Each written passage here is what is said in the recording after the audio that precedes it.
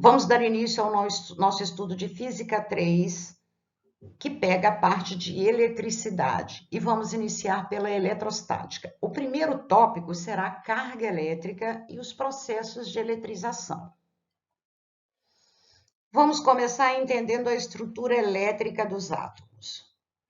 Dentro de um átomo, a gente tem partículas eletricamente neutras que ficam presas ao núcleo, que para nós agora não vai interessar. Temos partículas eletricamente positivas, que são os prótons, que também ficam presos ao núcleo, não têm condições de se movimentar, não têm liberdade de movimento. E partículas eletricamente negativas, que são os elétrons, que têm liberdade de movimento, que podem, inclusive, sair ou entrar no átomo, desde que você forneça condições favoráveis para isso. Cada elétron e cada próton tem uma carga elétrica chamada de carga elementar, que vale 1,6 vezes 10 elevado a menos 19 coulombs. E num corpo neutro, essas cargas elementares estão em igual número, ou seja, nós temos a mesma quantidade de elétrons e prótons.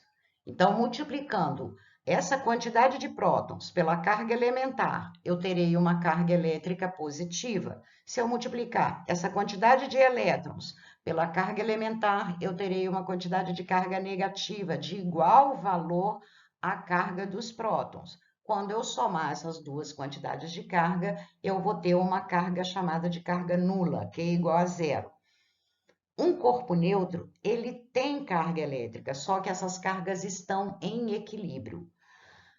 A eletricidade estática, ou seja, a quantidade de carga diferente de zero, na verdade, é um desequilíbrio entre a quantidade de elétrons e de prótons presente no átomo. Nós vimos que os elétrons podem entrar ou sair de um átomo. Quando você tem um átomo que perde um ou mais elétrons, nós dizemos que esse corpo está eletricamente positivo. Por quê? Porque ele tem mais prótons do que elétrons, ou seja, aconteceu um desequilíbrio aqui. Se um elétron vier de outro átomo e entrar nesse átomo, o que vai acontecer? Eu vou ter uma quantidade de elétrons maior que a quantidade de prótons. Nesse caso, esse corpo tem um desequilíbrio entre as cargas elétricas dele aqui. Então, ele adquire carga negativa. Ou seja, carga positiva significa falta de elétrons. O corpo perdeu elétrons.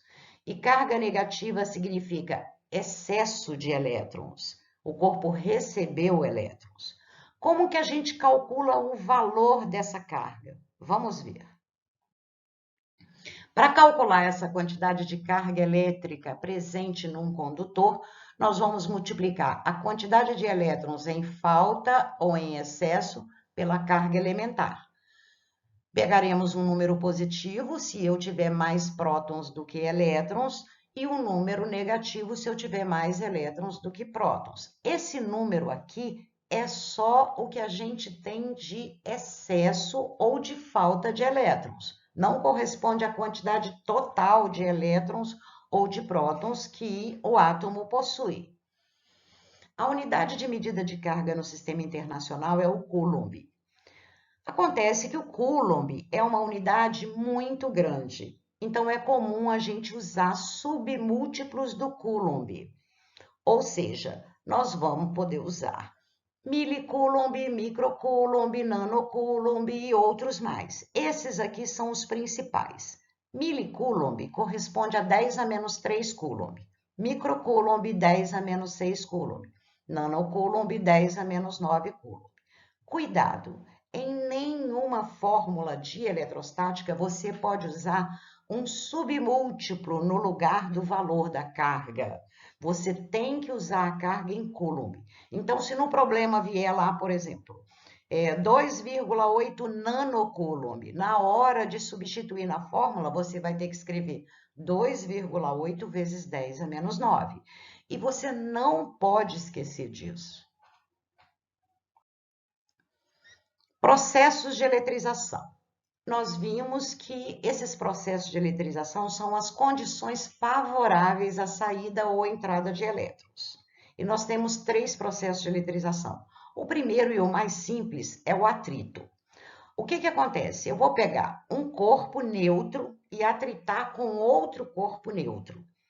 O que vai acontecer? Durante o atrito, eu vou esfregar um corpo no outro. Durante o atrito, os elétrons são transferidos entre os condutores que eu atritei. Após o atrito, eles adquirem carga de mesmo valor, mas de sinais contrários. Atenção! O atrito deve ser sempre entre materiais diferentes para que ocorra a transferência de elétrons. Se os materiais forem iguais, não vai acontecer a transferência de elétrons. Então, o que acontece é que, durante o atrito, a gente tem transferência de elétrons. De onde para onde esses elétrons vão? A gente vai seguir uma série triboelétrica que normalmente é mostrada para vocês. O segundo processo de eletrização é a eletrização por contato. Neste processo, a gente tem que ter um corpo previamente eletrizado, com carga negativa ou com carga positiva, e vou encostar esse corpo eletrizado num corpo neutro. Se eu encostar um corpo negativo num corpo neutro, o que vai acontecer? Os elétrons vão passar do negativo para o neutro, provocando um excesso de elétrons no nêutron também. Então, após o contato, os dois adquirem carga negativa, porque elétrons passam do corpo negativo para o corpo neutro. Se eu encostar um corpo positivo num corpo neutro, o que vai acontecer? Esse corpo aqui tem falta de elétrons, então o neutro entende que tem que mandar elétrons para ele. Resultado: ele manda os elétrons, mas ele não tem a capacidade de mandar todos os elétrons que ele precisa. Por quê? Ao passar elétrons daqui para cá, aqui também vão ficar faltando elétrons. Quando essas duas cargas tiverem o mesmo valor, naturalmente, eles serão repelidos. Então, após o contato, os dois vão adquirir carga de mesmo valor e de mesmo sinal. Por quê? Elétrons passam do corpo neutro para o corpo positivo. Então, presta atenção. Se o contato for feito de um corpo negativo com um corpo neutro, os elétrons vão passar do negativo para o neutro. Se for feito com um corpo positivo e um corpo neutro, elétrons vão passar do neutro para o positivo. O terceiro processo de eletrização é a eletrização por indução, que é um processo mais elaborado. Neste processo, você tem que ter um condutor carregado, que é chamado de indutor, um condutor neutro, que é chamado de induzido, e um fio condutor, que para você vai ligar o induzido à terra para promover a transferência de elétrons. O que você faz? Você vai aproximar sem encostar o indutor do induzido. Neste momento, ele vai promover uma polarização nas cargas do induzido. O que é polarizar? Vai separar as cargas do induzido. Aí você liga o induzido à terra, porque a terra é um depósito de elétrons. Ela tanto pode receber como pode ceder elétrons a qualquer corpo, que não vai fazer a menor diferença para ela. Neste caso, ela vai entender que aqui tem elétrons a mais. Aí ela vai absorver essas cargas do induzido. Neste momento, o induzido vai ficar com uma falta de elétrons. Aí o que você faz? Corta o fio e afasta o indutor. O induzido adquire carga de sinal contrário do indutor, ok?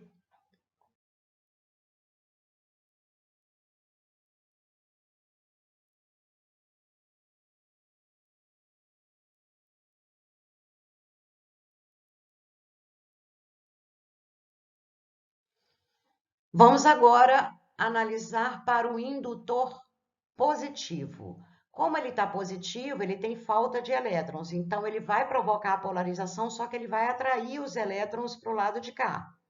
Você vai fazer a mesma coisa que fez anteriormente, vai ligar o induzido à terra, a terra funciona como um depósito de elétrons, vai mandar elétrons para esse induzido, porque ela entende que aqui estão faltando elétrons. Resultado, esse corpo vai ficar com excesso de elétrons. Então, o induzido adquire carga negativa diferente da carga do indutor.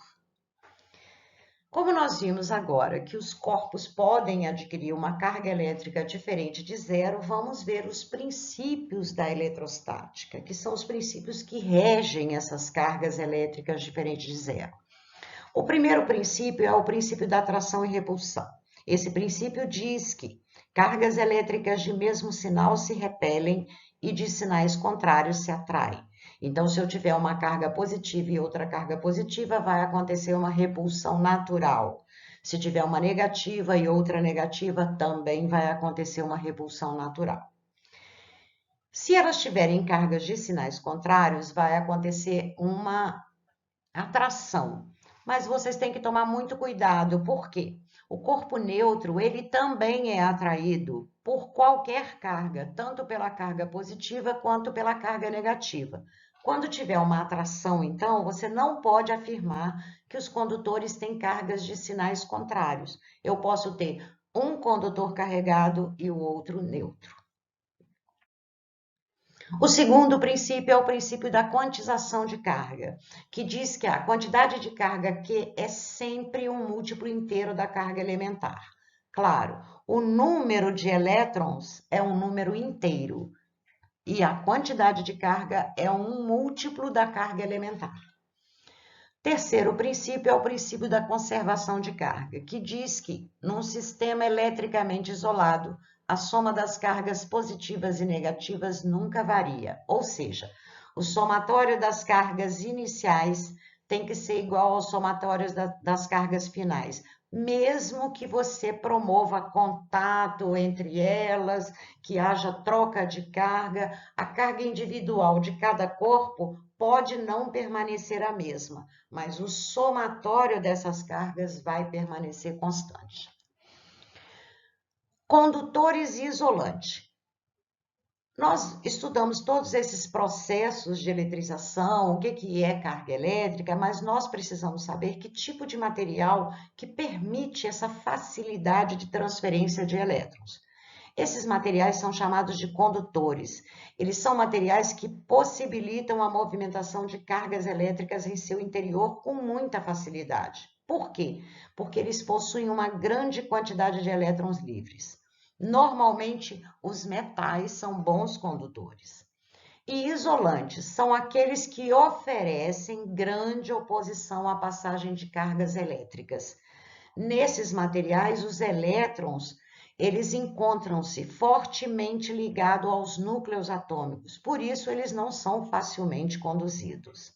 Exemplo, borracha, vidro, cerâmica, etc. E para finalizar, vamos ver o que são os eletroscópios. Os eletroscópios são dispositivos destinados a verificar a existência de carga num corpo. Como que eles funcionam? A gente tem dois tipos. Um que é chamado de eletroscópio de pêndulo e o outro que é chamado de eletroscópio de folhas. Esse eletroscópio de pêndulo, ele tem uma haste metálica, um fio isolante e uma esfera metálica pendurada nesse fio. Essa esfera é bem leve.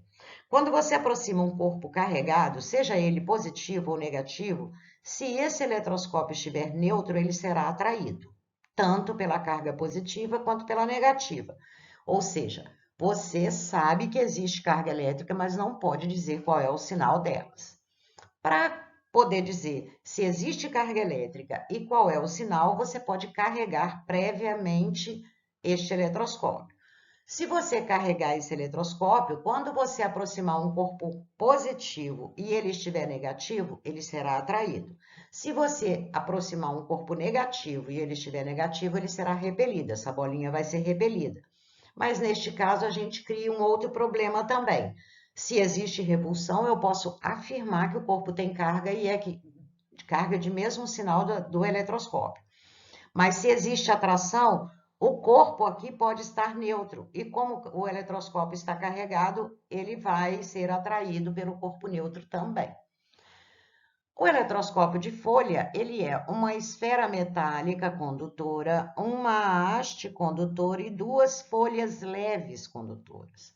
Quando você aproxima um corpo carregado desse tipo de eletroscópio, você promove uma polarização, uma indução, né? Que nós vimos lá atrás. Você vai separar as cargas do eletroscópio. Esse corpo aqui é negativo, então o que acontece? Ele repele os elétrons para as folhas do eletroscópio que ficam com excesso de elétrons e se repelem, então elas se abrem. A esfera do eletroscópio vai ficar com carga positiva, as folhas vai ficar com carga negativa e vão se abrir. Se esse corpo for positivo, vai acontecer o contrário, vai atrair elétrons para a esfera, as folhas ficarão com falta de elétrons, vão abrir da mesma maneira, porque elas terão carga positiva e a esfera terá carga negativa. Espero que vocês tenham entendido, façam os exercícios disponibilizados no blog a respeito de processos de eletrização e de carga elétrica.